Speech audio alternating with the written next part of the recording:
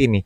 Ini kalau Mas Elia ini tidak dihentikan, dakwah Nasraninya, nanti semua umat Islam bakalan murtad. Waduh, Allah itu kan menggilir, gitu loh. Setiap generasi itu digilir. Ibaratnya kekuasaan itu dipergilirkan. Begitu juga pada saat ini. Kalau misalnya banyak orang-orang Islam yang misalnya murtad, ya tugas kita adalah menguatkan akidah dalam saudara-saudara muslim kita. Seperti itu, memperkuat. Assalamualaikum warahmatullahi wabarakatuh. Kembali lagi di channel Beta Punya. Baru-baru ini kita dikejutkan dengan seorang Mas Elia ya, yang penampilannya mirip Mbak Elia, yang dimana beliau menyampaikan pandangan tentang akidah Nasraninya, ya kan, di media sosial dan menghasilkan berbagai macam tanggapan netizen yang luar biasa, hingga pada akhirnya ada beberapa netizen yang terprovokasi bahkan saling caci maki dan menghujat. Jadi di sini saya mau menanggapi tentang hadirnya Mas Elia, maaf. Jadi Mas Elia ini salah satu orang yang menurut saya adalah orang-orang yang paling jenius ya, paling cerdas, smart dari saudara-saudara kita di Nasrani, yang dimana dia menyampaikan argumentasi tentang keyakinan dari akidah agamanya. Jadi fenomena ini sebenarnya bukan hal yang baru, akan tetapi ini sudah dari ratusan bahkan ribuan tahun yang lalu juga ada orang-orang seperti ini, baik dari kalangan Muslim juga ada, dari kalangan Nasrani juga ada. Kalau dari kalangan Muslim yang sudah terkenal yaitu Dr. Zakir Naik, ya kan, kita juga tahu. Jadi masalah bantah membantah dalam akidah agama dan banding membandingkan, ilmu banding membandingkan ini bukan hal yang baru seperti itu. Jadi kalau saya pribadi, saya sangat sepakat sama Mas Elia ini. Saya sangat setuju sama Mas Elia. Saya tidak akan membantah apapun apa yang dia sampaikan, karena itu adalah argumentasi keyakinan yang dia yakini itu benar. Dan kita sebagai orang, kalau kita tidak sepakat, ya sudah, boleh mengkritisi, tapi kita tidak boleh menghujat, apalagi terprovokasi hingga ikut caci maki. Jangan. Karena begini teman-teman, bahwa kondisi-kondisi seperti ini itu pasti dialami oleh semua orang. Dan untuk para netizen yang terprovokasi, terpancing emosinya karena terbakar akidahnya, itu ya karena dia baru mempelajari agama dan dia masih belum memahami arti dari kehidupan, ya kan. Jadi wajar kalau misalnya banyak netizen yang terprovokasi seperti itu. Nah, kalau saya mau mengedukasi teman-teman, jika memang kalian tidak sependapat dengan orang tersebut, kita nggak boleh membantah, kita tidak boleh oh itu nggak benar, oh itu tuh salah. Kita nggak boleh langsung menghakimi orang bahwasanya pendapatnya tuh salah, kita yang benar. Nggak bisa.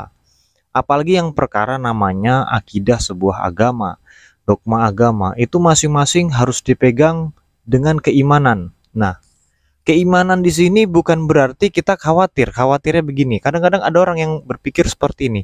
Ini kalau Mas Elia ini tidak dihentikan dakwah Nasraninya, nanti semua umat Islam bakalan murtad. Waduh, pasti ada yang berpikir seperti itu. Kalau saya sih santai saja, gitu loh. Karena dalam keyakinan saya Muslim, Allah itu kan menggilir, gitu loh. Setiap generasi itu digilir. Ada yang Muslimnya banyak, ada yang Nasraninya banyak. Itu sudah ibaratnya kekuasaan itu dipergilirkan. Begitu juga pada saat ini. Kalau misalnya banyak orang-orang Islam yang misalnya murtad, ya tugas kita adalah menguatkan akidah dalam saudara-saudara muslim kita.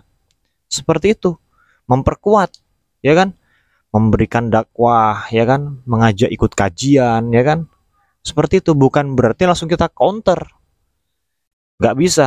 Boleh-boleh saja kalau memang kalian punya pemahaman ilmu yang tinggi bisa mengcounter pendapatnya Mas Elia tadi, ya silahkan saja. Punya kemampuan mengcounter argumentasi dalam ilmu perbandingan agama, ya silahkan. Tapi kalau saya pribadi, karena saya tidak mempunyai kapasitas dalam hal itu, lebih baik saya meningkatkan ketakwaan dan keimanan saya, dan saya menjaga akidah saya sesuai dengan apa yang Al-Quran ajarkan, sesuai dengan tuntunan Rasulullah, itu aja gitu. Jadi kalau misalnya ada yang tidak sependapat dengan saya, yaitu silahkan, itu hak kalian. Kalian boleh tulis di kolom komentar. Tapi kalau saya pribadi, saya setuju sama Mas Elia, karena dia sedang memperjuangkan dakwah dari keyakinan agama Nasraninya atau Katoliknya, ya saya kurang tahu Mas Elia ini. Nah, tugas kita juga harus memperkuat dakwah kita di kalangan umat-umat Islam seperti itu. Jadi bukan berarti karena adanya sosok Mas Elia ini muncul di media sosial lalu kita berbantah-bantahan, kita membanding-bandingkan. Kalau misalnya ada argumentasi Mas Elia mengatakan Al-Quran itu palsu dan sebagainya, ya itu nggak apa-apa, itu hak dia. Kita doakan saja semoga misalnya Mas Elia dapat hidayah, begitu kan, bisa Allah bukakan. Karena begini teman-teman, perkara hidayah, perkara orang itu bisa keluar Islam atau kembali masuk ke dalam Islam, itu bukan perkara ada di tangan manusia, tapi perkara yang ada di atas. Itu kerjaannya Allah, jangan kamu mencampuri itu. Jadi permasalahan kita, yang penting kita tuh menjaga hati kita, kita menjaga apa namanya tuh jari-jari kita ini, jangan sampai kita berargumentasi terlalu parah seperti itu sampai mencaci maki, ya kan.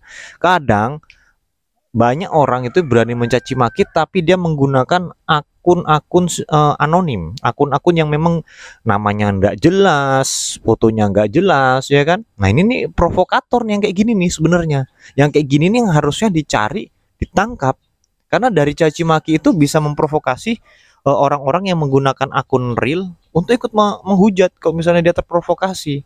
Nah ini nggak boleh nih, yang akun-akun kayak gini nih, yang akun-akun nggak jelas nih, mencaci maki terus memprovokasi orang lain ikut membenci, ya kan. Kita nggak tahu nih seperti itu. Nah kayak gini yang harusnya kita redam, yang harusnya kita bongkar, kita tangkap pelakunya seperti itu. Jadi kalau menurut pendapat saya, ya mending kalian silahkan pelajari ilmu agama kalian masing-masing, ya kan, tetap menjaga keharmonisan satu sama lain, ya kan. Kalau misalnya sekiranya menurut beberapa pandangan orang, yo ini kristenisasi nih, ini anu nih, ya sudah, nggak usah juga kamu terprovokasi terus kamu menyerang, ya kamu kuatkan akidah di lingkungan circlemu itu, kayak begitu. Artinya kalau ada serangan, ya kita bertahan dengan dogma agama kita seperti itu, ya. Jadi begitu teman-teman, jangan ikut terprovokasi apalagi mencaci maki sesama manusia, khususnya memang kita nggak suka dengan pendapatnya, jangan ya. Kalau memang nggak suka, ya tuh sudah tulis kolom komentar, ya silahkan kalian berdebat di situ. Saya pun juga kadang-kadang suka berdebat kok sama orang yang mengomentari apa namanya nih, karya-karya saya senang gitu loh. Karena bukan berarti kita itu debat kusir, tapi disitulah kita berbantah-bantahan dalam hal argumentasi. Tapi kalau sudah mengarah ke arah pribadi atau ke personal, itu sudah tinggalkan, karena argumentasinya sudah nggak sehat seperti itu ya. Kalau silakan argumentasinya berdasarkan keilmuan, ya silakan, karena itu melatih kemampuan analisa pikiran kalian seperti itu. Oke, demikian teman-teman, kalian sudah menonton video ini. Saya akhiri, wassalamualaikum warahmatullahi wabarakatuh.